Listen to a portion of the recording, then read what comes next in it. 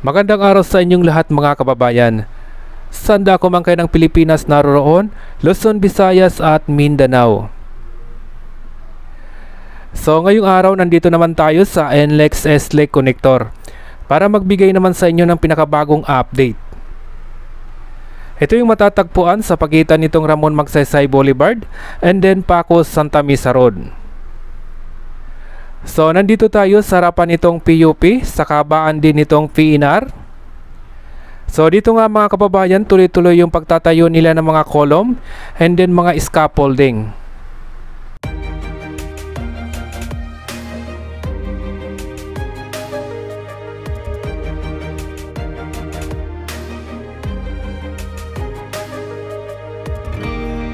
I was down like I've never been down.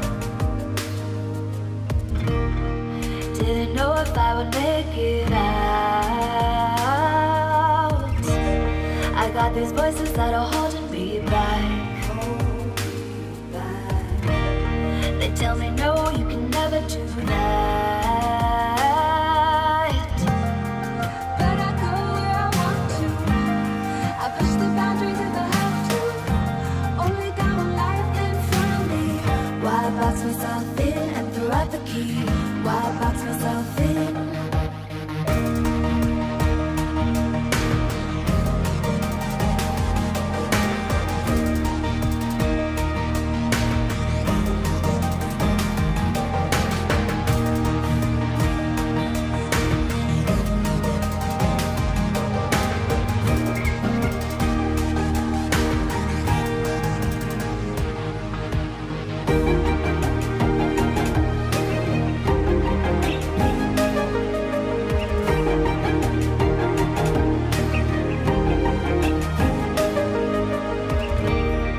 I was scared and I wanted to hide. Close the curtains and stay inside.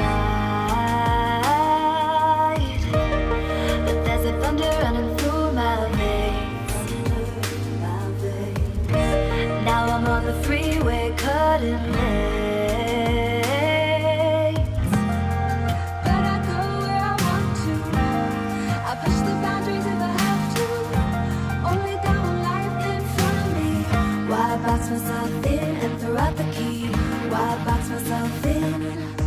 I don't wanna find myself. Don't wanna be confined to anything. I just wanna free myself. Open up the door to everything. I'm the only one that's in the way. I'm the only one that's in the way. Sa ngayon naman, nandito naman tayo sa harapan nitong Ramon Magsaysay Boulevard. Titingnan nga natin yung kasalukuyan na ikatlong span na nilalagyan na nila ng mga forma yung pagitan nitong mga concrete girder.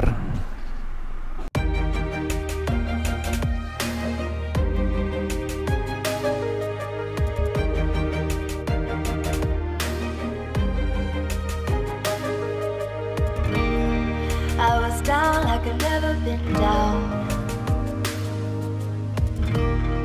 Didn't know if I would make it out. I got these voices that are holding me back.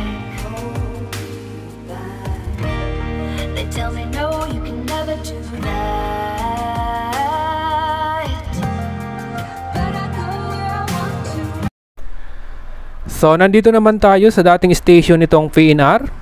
At kasalukuyan nga nagtatayo sila ng mga scaffolding and then naglalagay na rin sila ng mga forma para naman sa gagawin nilang coping beam.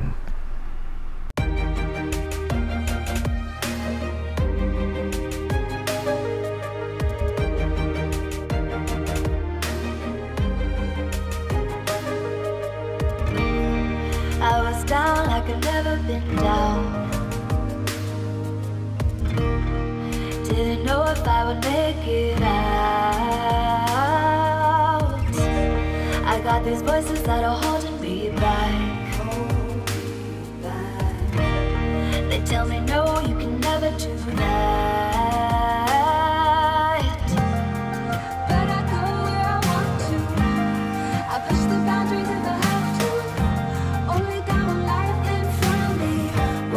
myself in and throw out the key. Why box myself in?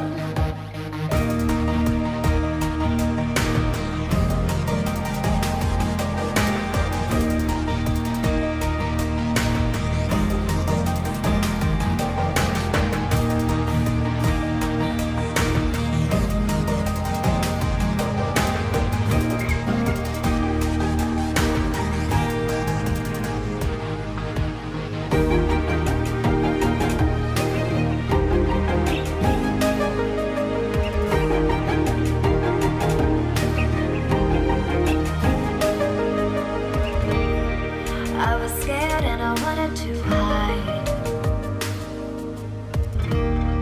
Close the curtains and stay inside. Itong nakikita nyo naman mga kababayan, ito yung bagong baon lamang na rebar na katabi nitong Pacos Santa Mesa Road.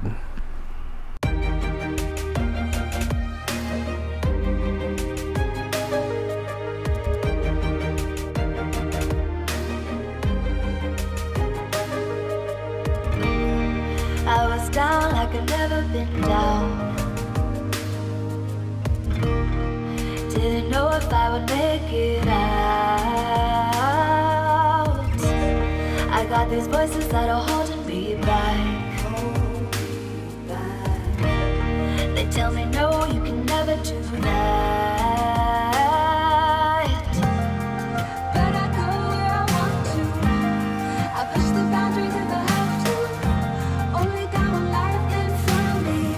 Why box myself in and throw out the key? Why box myself in?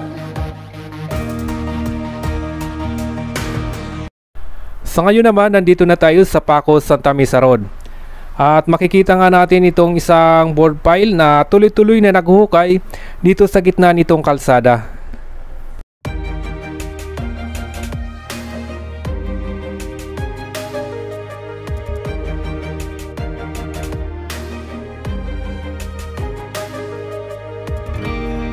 I was down like I've never been down.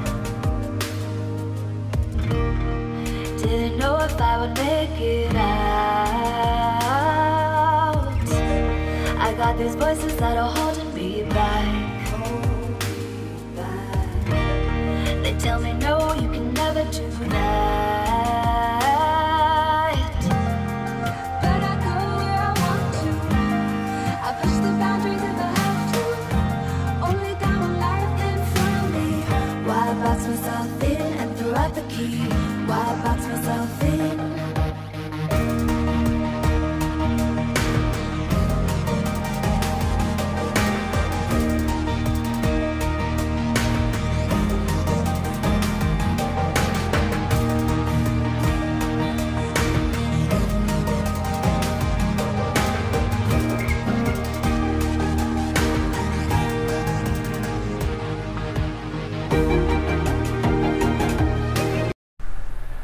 At sa ngayon naman, nandito na tayo sa double decker. Yung nasa gitna ng coping beam ay kasalukuyang tinatanggalan nila ng mga scaffolding. At itong ikatlo naman, kasalukuyan din na tinatanggalan na nila ng mga forma. So ito yung binuhusan nila noong nakaraang linggo. Bali sa ngayon, inaalis na nila yung mga forma. Nasa tapat pa rin ito nitong Pacos Santa Mesa Road. At sa ngayon naman, titingnan naman natin yung binubuo naman nila ang coping beam dito lang sa unahan ng konti. Ito yung nakaharap na sa bandang Ilog Pasig. At dito nga mga kababayan, tuloy-tuloy na yung paglatag nila ng mga forma. So ayan mga kababayan, maraming salamat sa inyong lahat. At lalong-lalo na sa mga kababayan natin na tuloy-tuloy na sumusuporta sa ating YouTube channel.